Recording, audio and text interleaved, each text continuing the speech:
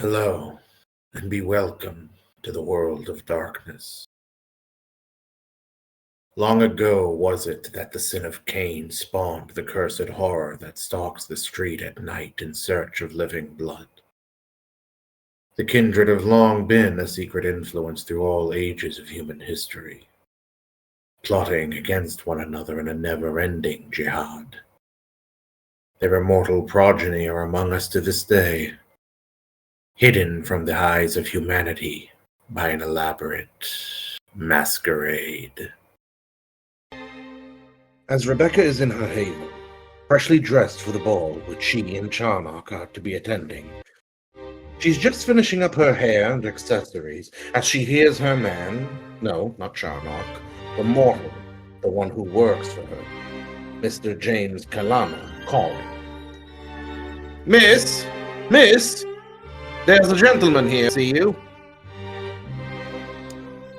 She calls back. Who is it? A Mr. Finch. I'll be right down in a moment. And as she finishes up, makes her way down to meet Mr. Finch.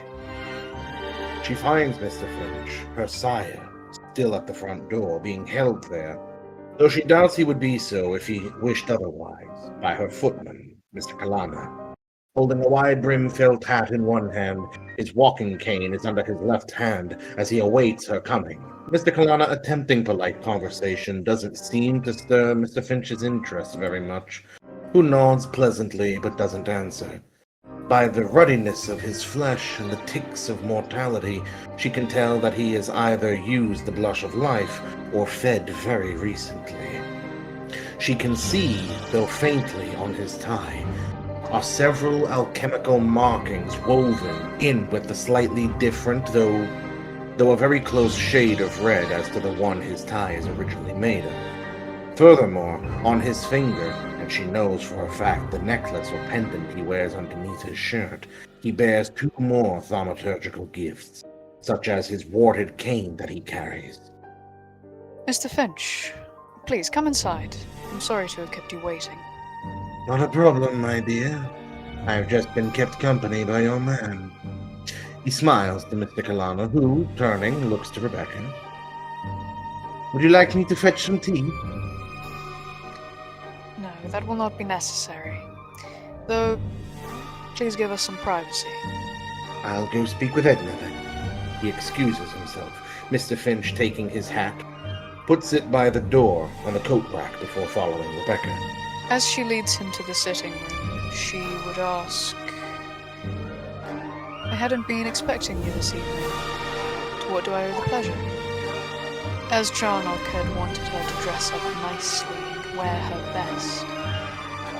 Ball. She would be wearing a flowing gown comprised of a black and deep maroon skirt. Comprised of a black and deep maroon skirt and bodice. The style tastefully echoing the fashion of the prior decade. The bustle supports the swaths of fabric scooped to the back of the skirt in a waterfall of folds and frills trimmed with silk flowers, garlands of them. The polonaise skirt and the bodice with its 3/4 length sleeve finishing in a cascade of lace, and it has a low square neckline. She wears jewelry that perfectly complements the colors of her dress, as well as silk gloves, low-heeled side-button boots.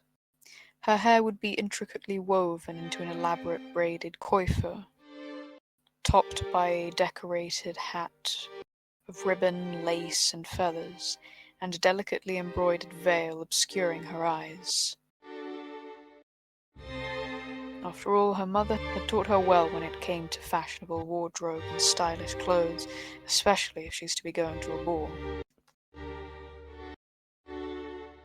Examining her up and down, he allows her to see the motions of his head, his eyes sweeping down and then up and down again. He stops with his shoulder towards her as he looks around the immaculate room. Are you going somewhere? Yes. I'm afraid I will have to be leaving soon. All right. And where might you be going, if you don't mind my inquiring? Rebecca heightens her senses and attempts to read her sire. Perception, empathy. As per usual, her sire is a very reserved man, very little of his emotions reaching his caricature. From his inquiries, she can see he is gauging how much of her time he has. Secondly, he is clearly curious, but overall he seems to be very relaxed and calm, merely making observation more so than interrogating her. So I take it you will be indisposed?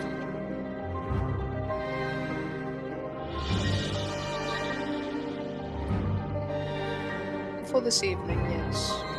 I'm due to be attending a ball where I hope to converse with the Golden Dawn that are in attendance. Ah, all right. Clasping his cane, he lets it hit the ground, now holding it proper rather than under his arm. Your report. I'll be expecting it within a fortnight. Little extra time, considering I am aware you are occupied with Lady Anne. She nods her head. The extra time is appreciated. I've already identified a suitable wraith for which I will make thorough inquiry about the following evening. He nods, briefly inclining his head. I will also be needing of you to acquire something for me at the Highgate Cemetery. A bone of at least 200 years of age. He throws up a hand, very nonchalantly. As I am to perform a ritual at the behest of one of the city's toreador, who seeks to go into negotiation with one of the Ventru.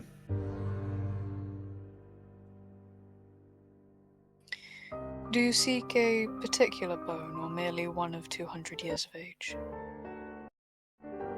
One of 200 years will suffice. Preferably something small, but whatever you find will suffice. All right? When would you require this? Within 3 nights, if that is quite all right. He steps towards her. Reaching out, he moves a little bit of her hair to the side as he began to wander. You look lovely. I hope the Golden Dawn will appreciate that, if nothing else.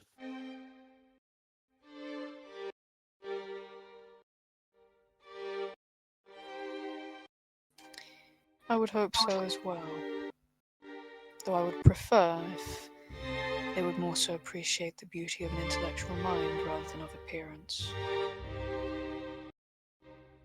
Well put.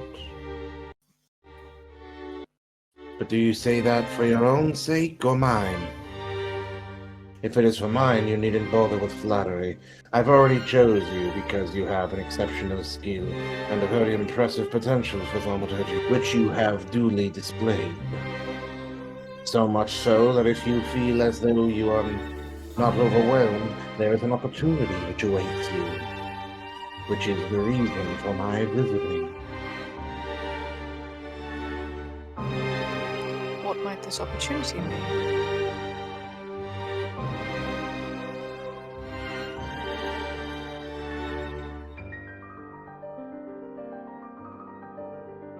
There is a Ventru in the city, one who has his suspicions regarding the Giovanni, spying on his affairs. He might be quite grateful to someone who may be able to confirm or deny, or even help him with such an issue.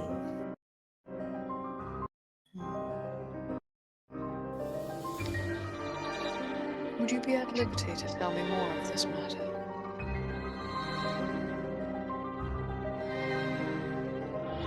No, I can tell you only that the Ventru in question is of the name Joseph Hawthorne. As I understand, he may soon be departing for America.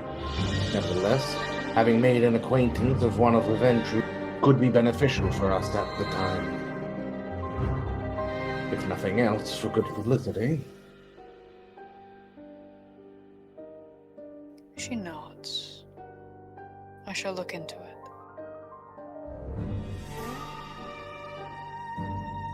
His hand pushes into his pocket. Reaching around within his coat, he pulls out a small piece of parchment. He sets it down for her with an index finger, pinning it to the small table of the room. The information is here, all right? Now, my apologies for my intrusion, my dear. I merely wish to bring this up, should you be at liberty. As I understand, you are pulled away from the clan, though you clearly have not forgotten the importance of your obligations to the clan. Might I inquire how go your studies? You may be brief, if you wish.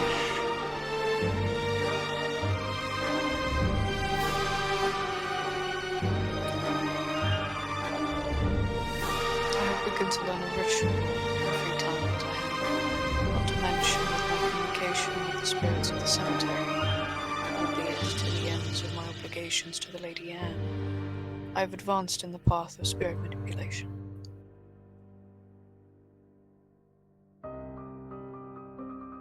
It is good that you're progressing your studies. Eventually, should you be able to create your own talisman, and that will help you substantially in the future. I'm more worried about your brother. My brother's strength has always been more financial. That is ultimately true, yes. Though it is still disturbing his lack of inclination for the mystic arts. Bainbridge and I have discussed perhaps fine-tuning his blood. Intelligence and occult. Rituals will apply.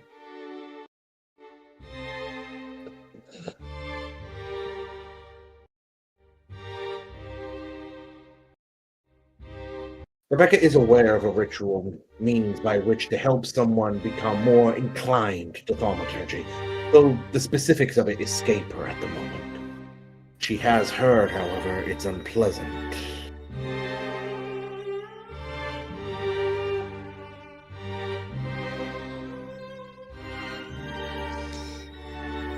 I believe that my brother's progression of the arts of thaumaturgy are less out of a lack of capabilities and perhaps more so a lack of interest or motive. That will be determined after a visit. She nods. He studies her for a moment longer, his hand holding his chin. She even sees him tilt his head from side to side as though he was considering her at length. Perception, empathy.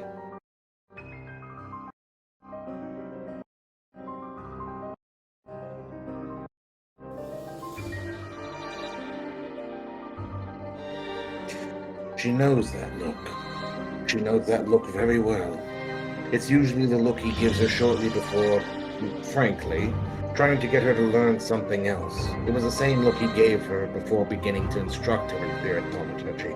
After a moment, a long, potent moment, he finally says,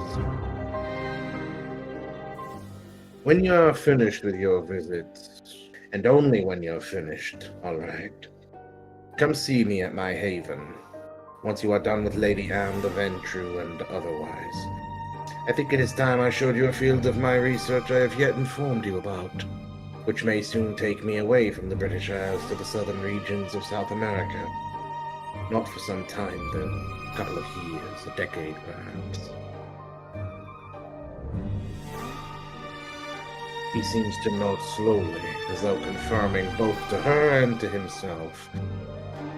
"Yes, that sounds like a good bit of time." With that, he gives her a final look up and down. "It'll be far more fetching in burgundy. Perhaps crimson color, to draw attention to your eyes. But mortal company can be very difficult. Give the Golden Dome my regards." been a while since I've attended one of their soirees. All right. Good evening, child. Good evening, Mr. Finch. Please, allow me to see you to the door.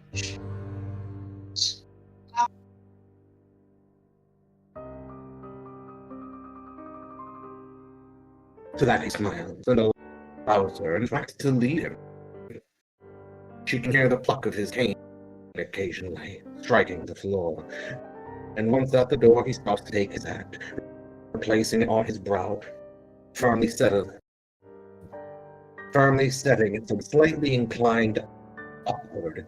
With a polite nod, he sees himself out, where she can see his carriage waiting with a young, very attractive young woman waiting for him inside. His driver, his coachman, staring impassively forward with what she can see are very faint stitches along the right side of his neck and under his nose. End scene.